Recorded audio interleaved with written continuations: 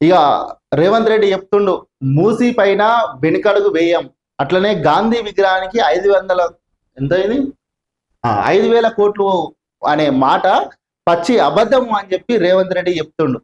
చూద్దాం మరి ఇగో, మూసీ ప్రాజెక్టుపై వెనుకడుగు వేయం, గాంధీ విగ్రహానికి 5,000 కోట్లు అనేది పచ్చి అబద్ధం. మొన్నదాకా సోషల్ మీడియాలలో బగ్గా వైరల్ అవుతుంది 5,000 కోట్లతోని గాంధీ విగ్రహం పెడుతున్నారు అని చెప్పి. దీనిపైన అయితే రేవంత్ రెడ్డి స్పష్టత ఇచ్చినట్టు తెలుస్తుంది. దానికి అయ్యేది 70 కోట్లే. సీఎం రేవంత్, నగర అభివృద్ధికి ఆటంకం కలిగిస్తే ఎవరిని ఉపేక్షించాం, పేదల జీవితాలతో ఎవరు రాజకీయం చేయొద్దు, ఉత్తరాదిలో రివర్ ఫ్రంట్లకు సపోర్ట్ చేసి ఇక్కడే ఎందుకు వ్యతిరేకిస్తున్నారు, మూసి ప్రక్షాళనపై జర్నలిస్టులు వాస్తవాలను రాయాలి. అయితే నిన్న రేవంత్ రెడ్డి కొన్ని హాట్ కామెంట్స్ చేసిండు. ఏంటంటే మూసీ సంబంధించిన అక్కడ ఏం జరుగుతుంది అనే దానిపైన వాస్తవాలను రాయిర్రు మీరు అని చెప్తుండు.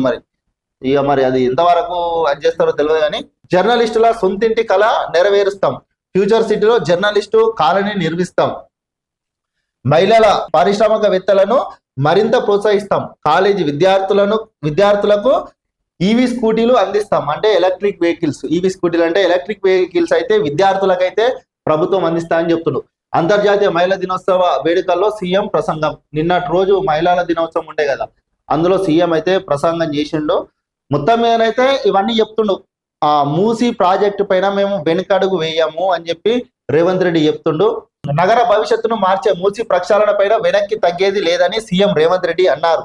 పేదల జీవితాలతో ఎవరు రాజకీయం చేయొద్దని కోరారు. నగర అభివృద్ధికి పరిశుభ్రతకు ఆటంకం కలిగించే విధంగా వ్యవహరించే ఏ శక్తినైనా ఉపేక్షించేది లేదని హెచ్చరించారు. ప్రజల ఆరోగ్యమే తమ ప్రభుత్వానికి ప్రథమ ప్రాధాన్యమని వెల్లడించారు. నాడు సామాన్యుడు పోలేని ప్రగతి భవన్ గడిలను నేడు అందరికీ అందుబాటులో ఉండే ప్రజాభవన్ వేదికలుగా మార్చేశామని చెప్పారు. సరే, మీరు ఏం చెప్పినా రేవంత్ రెడ్డి గారు మేము యాక్సెప్ట్ చేస్తున్నాం. కానీ మూసీ దగ్గర ఉన్నటువంటి ప్రజలు ఎవరైతే ఉన్నారో అక్కడ ఏం జరుగుతుంది, అక్కడ ప్రజలకు సంబంధించి వాళ్ళకు కోల్పోతున్నటువంటి ఇండ్లను అక్కడ ఎంత ల్యాండ్ పోతుంది, వాళ్ళ ఇండ్లు ఎంత పోతున్నాయి దానిపైన మీరు దృష్టి సాధించి అక్కడ ఉన్నటువంటి బాధితులకు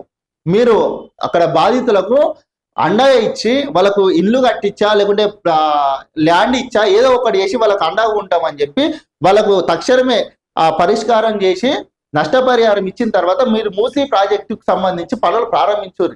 ఎవరు కూడా మీకు వద్దు అని చెప్పారు. ఈ ప్రతిపక్ష నాయకులు కూడా ఎవరు కూడా రారు. ఎందుకంటే మీరు ఫస్ట్ నష్టపరిహారం చెల్లించిన తర్వాత మీరు మూసీ ప్రాజెక్టును మీరు ఏదైనా చేసుకోరు. కానీ అక్కడ ఉన్నటువంటి ప్రజలకు మాత్రం ఇబ్బంది కలవనీయకుర్రి. మీరు ఏం చేసినా యాక్సెప్ట్ చేస్తారు, చేయరని కాదు. కానీ అక్కడ నష్టపరిహారం మొట్టమొదటి, ఎందుకంటే అక్కడ గుడిసెలు వేసుకొని చాలా మంది ప్రజలు నివసిస్తారు. కొన్ని సంవత్సరాల నుంచి వాళ్ళకు ఇబ్బంది కలుగుతుంది. ఎందుకంటే ఆ మాత్రం మీరు తీసేసిన తర్వాత వాళ్ళు ఏడివే బతుకుతారు. అట్లా జరుగుతుంది. కాబట్టి మీరు ఏది డబుల్ బెడ్రూమ్లన్నా లేదంటే ఇందిరమ్మ ఇండ్లన్నా వాళ్ళకు స్థలాలు ఇచ్చి మీ పని మీరు చేసుకోరు. యాక్సెప్ట్ చేస్తారు, ఎవరు చేయకుండా ఉంటారు.